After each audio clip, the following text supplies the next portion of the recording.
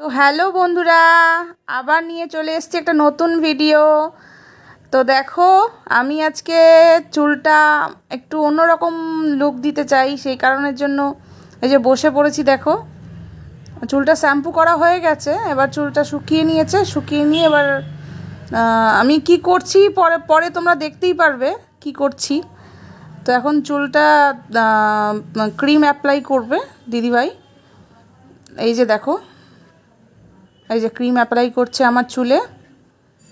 তো কি করছি বলো তো, চুলটা একটু স্মুথনিং করছি। খুব মানে রাফ হয়ে গেছিলো, ড্রাই হয়ে গেছিলো, তো সেই কারণের জন্য আমার তো খুব কুচকানো চুল, সেই কারণের জন্য ভাবলাম যে একটুখানি স্মুথনিং করিয়ে নিই, তাহলে আমার লুকটা চেঞ্জও হয়ে যাবে আর স্ট্রেটনিং ব্যাপারটা চলে আসবে, খুব ভালো হবে। তো সেই কারণের জন্য এই চুলটা আমি স্মুথনিং করাচ্ছি। তো দেখো, খুব যত্ন সহকারে দিদিভাইটা কাজ করছে, খুবই ভালো। দেখো, আমি এখন ক্রিম অ্যাপ্লাই করে বসে আছি। চুলটা 1.5 ঘন্টার জন্য তো ড্রাই করতেই হবে ক্রিমটা অ্যাপ্লাই করার পর, তো সেই জন্য বসে আছি। এই যে আবার অ্যাপ্লাই করার মানে ক্রিম অ্যাপ্লাই করার পর এবার চুলটা ধুয়ে নিয়েছে। দেখো কতটা স্ট্রেট স্ট্রেট লাগছে। এবার দেখো চুলটা শুকাচ্ছে ড্রায়ার দিয়ে। তখনই এই ক্রিম অ্যাপ্লাই করার পরই কত সুন্দর চুলটা স্ট্রেট হয়ে গেছে। তো তারপরে এই যে দেখো, এবার স্ট্রেটনার দিয়ে চুলটা এবার স্ট্রেট করবে। ক্রিম অ্যাপ্লাই করা হয়ে গেছিলো, চুল ওয়াশ করার পর এবার স্ট্রেটনার দিয়ে চুলটা স্ট্রেট করবে। দেখো কি সুন্দর হয়ে গেছে চুলটা। আগেকার লুক আর এখনকার লুক অনেক তফাৎ।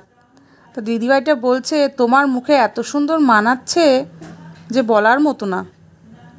তো দেখো, এই দেখো একদিকটা হয়ে গেছে, আবার আরেক দিকটা করছে, মানে পার্ট পার্ট করে করতে হয়।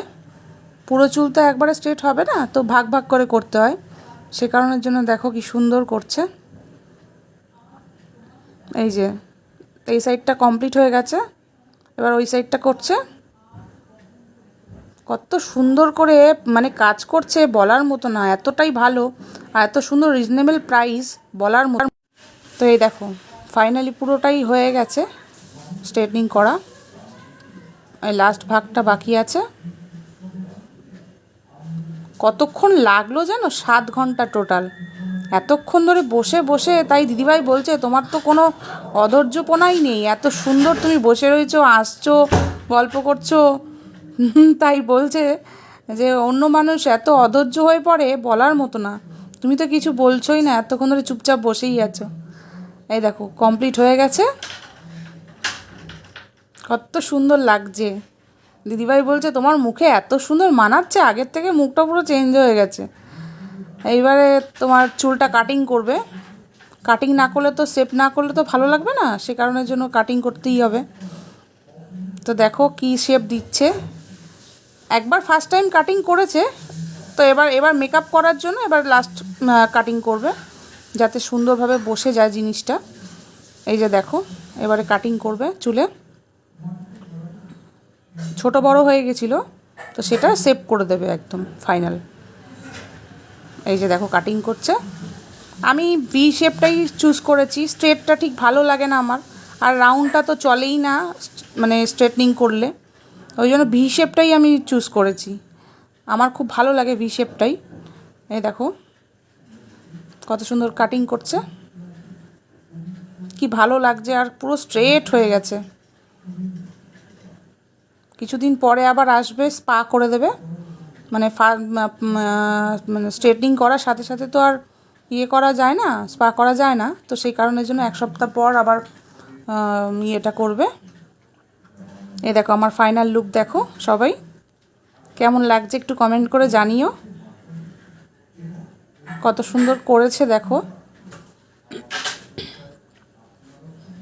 তো সবাই মিলে এখন স্টার্ট করে দিয়েছে। এই দেখো আমার হলো কি না, উনি বসে পড়লো স্পা করতে। আমার মাথাটা একটু স্পা করে দাও, তোমাদের দাদাভাইয়ের পাগলামি। মানে আমার হলো কি হলো না, ও স্টার্ট হয়ে গেল। তো বন্ধুরা, ভালো লাগলে লাইক কমেন্ট শেয়ার করো।